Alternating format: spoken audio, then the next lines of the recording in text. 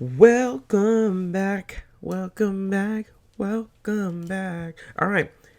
We're back with another episode of the Sandman, episode 2. This one is called Imperfect Host. Host? I don't know. I'm really excited. The first episode was very intriguing. It's piqued my interest, and I just watched it, and now I'm like, I gotta get back into it. So we're gonna watch episode 2. Last episode we left off. 1 second. 1 hour later. So, right. Episode 1. We met Dream, who is an endless, right? The endless. He's one of the endless. The endless that the show at least has told us about are dream, death, despair, desire. I think that's the ones they told us about. I'm probably missing one. I don't know if there's more. Maybe there are more. We'll see. Apparently they're beyond gods. I don't know if that means they're as powerful as gods, or if they're more powerful than gods, or if there even is a power structure at all. They seem to be immortal because my man didn't eat, sleep, drink, anything while in his prison for 100 years. So, so he was Gucci. He gets imprisoned by the Magus, who wants his dead son back. The Magus was trying to imprison Death, but he imprisoned Dream. One of Dream's nightmares came to him, told him how to keep Dream prisoner, like have his guards not sleep. Like no one can fall asleep around Dream, otherwise he can get out. Don't break the seal, otherwise Dream can get out. That lawnmower outside is really loud and it's annoying. So he gave the Magus all the tools to keep Dream prisoner, and he does a good job of keeping Dream prisoner for a long time. Magus has this girlfriend that he lives with him. He gets pregnant. He doesn't want her to keep the baby. I don't know why he didn't want her to keep the baby. I'm assuming that's going to come to play later. I'm pretty sure the kid's now grown up and running around somewhere, and we're probably going to run into that kid at some point. I'm assuming. And I guess they're probably so young, seeing the fact that she has all of Dream's weapons or tools. I don't know, that helmet thing, the sand and the ruby. Those seem significant to Dream, and apparently give people a piece of his power. So I'm pretty sure they're running around. They're probably still running around out there with those things, and Dream is probably gonna have to get those back. But Dream finally escapes by the end of the first episode and goes back home to his realm, which I guess is called the Dreaming Realm. I don't know what it's called. Where everything has been decaying since he hasn't been there for a century, and all the dreams and nightmares that live there are now out and about in the real world, from what I gather. And he's vowed to go get them, bring them back here, and he's going to rebuild his realm. And I can't wait to watch him rebuild his realm. So here we go. Let's get into the next episode, Imperfect Host. Let me start recording here. Here we go. Ba-boom. So do like ba-boom.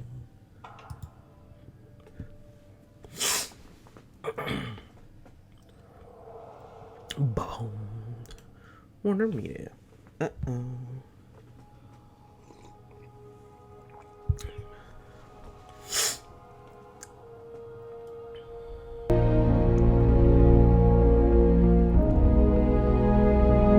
Even destroyed, it's still a really pretty world. Chapter 2, Imperfect Host.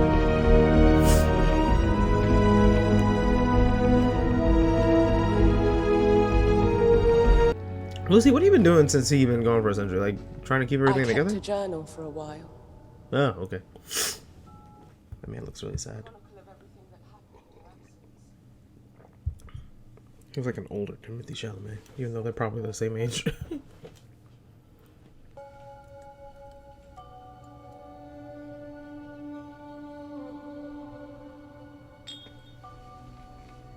Why didn't anyone go looking for him?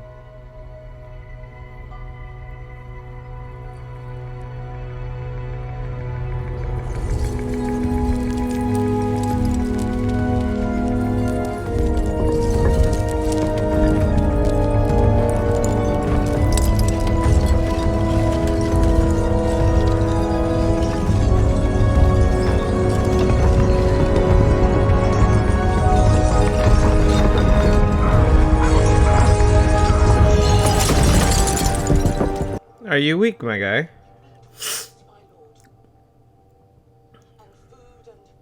Perhaps a bit more rest, and then you'll be back at full strength. No. Not without my tools. Your tools? My sand. My helm. My ruby. Why, what happened to them? They were taken from me. By my captors. And then taken from them. I know not where. Gotta go find them.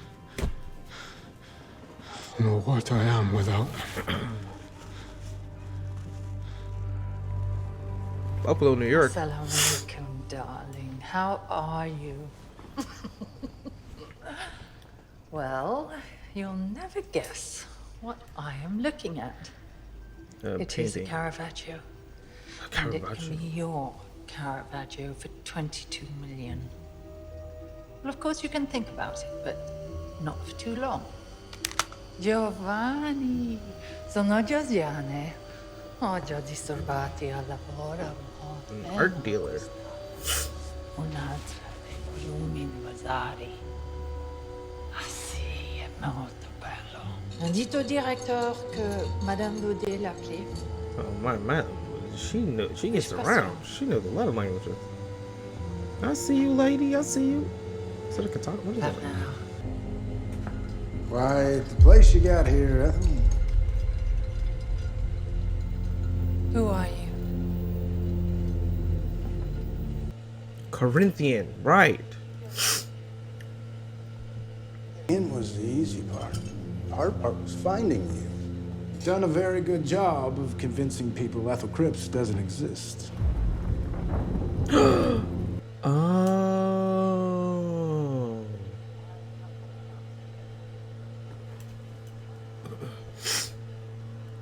You didn't think to him. Oh, you did though, Ethel. You stole from him. I stole from the Magus. Who stole from him? There is only one sure way for me to find my tools. What's that? I must summon a 3-in-1. The 3-in-1? Surely it hasn't come to that. The That was fates see 3-in-1. past, present, and future, Oh, the and they fates. know all. Yes. But they speak in riddles. They never tell you what you want to know. Is there anything of mine that remains in the dreaming? Something that I created? Me? That remains intact? That might retain some fragment of my power within it? Something I can absorb? There is one thing.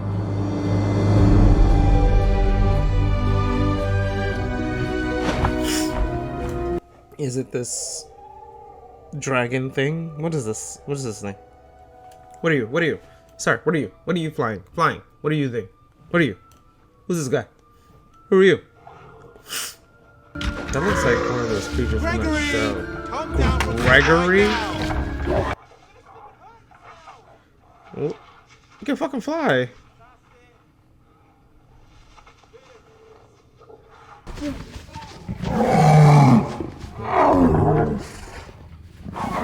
Are you sure? Dragon like a pet dog. Good boy, Gregory. Good gargoyle. Gargoyle? That was a dragon. Oh, those bubbling bollocks. Kane, Does he just what do you want, speak with powder bees? brain? Can you not see I'm busy? Right, We have right. visitors. What? Where? Kane! Abel? Nigga! This is Cain and Abel?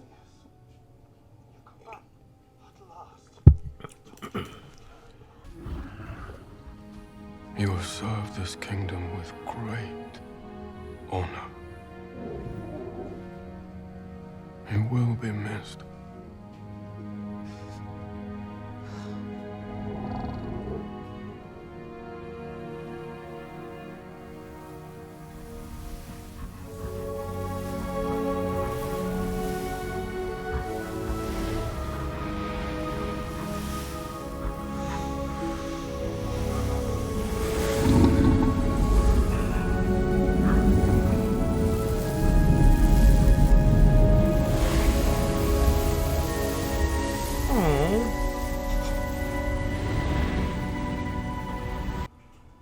That seems like it's just like a fragment of his power. That.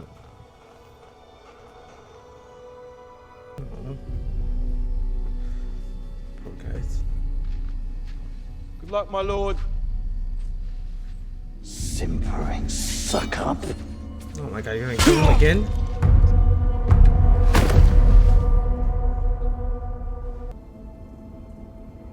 Gregory's sacrifice will not be in vain.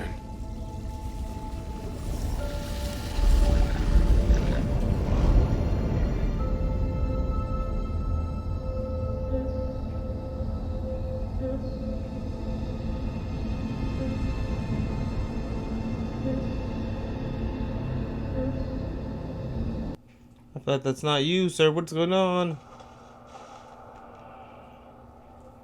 You were right, Lucia. The dreams and nightmares no longer seem to recognize their master. I will remind them and take from them what I require. Since one meets the fates at a crossroads, I find one in the dreams of a Cambodian farmer. Oh. He literally took a crossroads, bruh. I have to focus. This is cool. Open my eyes and see what the fates require. Ah, snake. The symbol of transformation. Of life, death. The one who is three. The Hecate.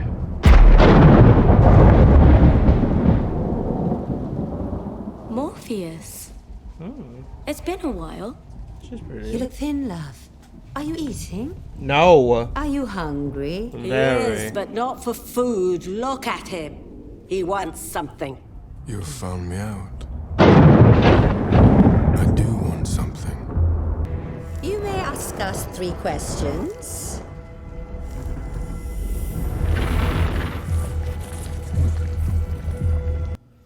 Yo, she ate the snake.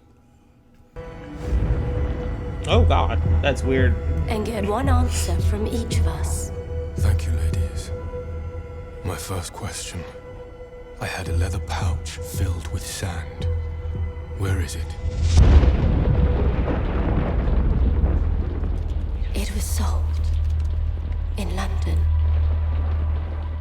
Last purchased by a magic user called Joanna Constantine. Constantine's? My second question. Go on, dear. My helm. What happened to it?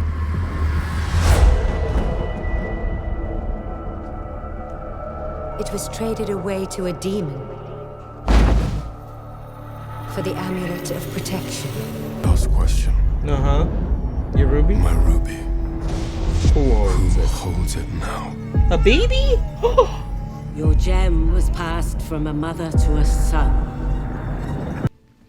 This was the egg. My lord, you didn't give it to the Fates. Because it was not meant for them. Oh, it was meant for Cain and Abel, but Abel's dead because Cain killed Abel again. Is this like in Sabrina where it's reborn? Yeah, okay, gotcha. Hello, Irving. I mean, Goldie. I'll call you Goldie for Kane's sake, but I think of you as Irving, really, in my heart. In my heart. It's who we are. The first murderer, the first victim. This is our story. Do you even know what a story is? Should I tell you one? Yes, tell him one. If this Constantine is anything like her ancestors, she will serve me well enough. She is only human. As was Roderick Burgess.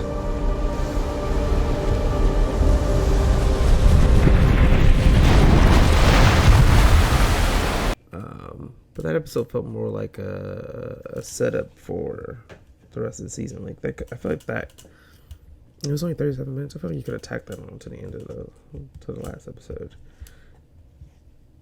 Honestly, instead of dragging that out, because we basically just got the same thing from the first episode, right? In this episode, the setup of what needs to be done. So now he knows where his tools are. Well, he doesn't know where his tools are. He knows what happened to his tools. He's gonna go get his tools. We know Ethel's alive. Her son's alive, which we all assumed. Anyway, so that episode didn't really I feel like that didn't move the story along as well. I feel like you could have added, you should have. I think they should have added that to the last episode. That could have been your last 20 minutes of the last episode, and then boom, because it feels like now we're about to get into where we're supposed to be going with the story, and I feel like we should have already been there. But I digress. So, yeah, not the greatest episode, not a terrible episode. I liked everything I saw. I like where the story's going. Just felt like that episode was kind of not needed. I felt we already I guess we learned where everything is and what happened to his realm and stuff like that. But I felt like I feel like it should have just been at the last episode. But still a good show. I'm still excited, and I still want to know what happens next. I'm probably going to watch this next episode too, right after it. I got to walk my dog, though, because he's getting impatient with me. So, on to the next one. I'll see you in the next episode of the Sandman.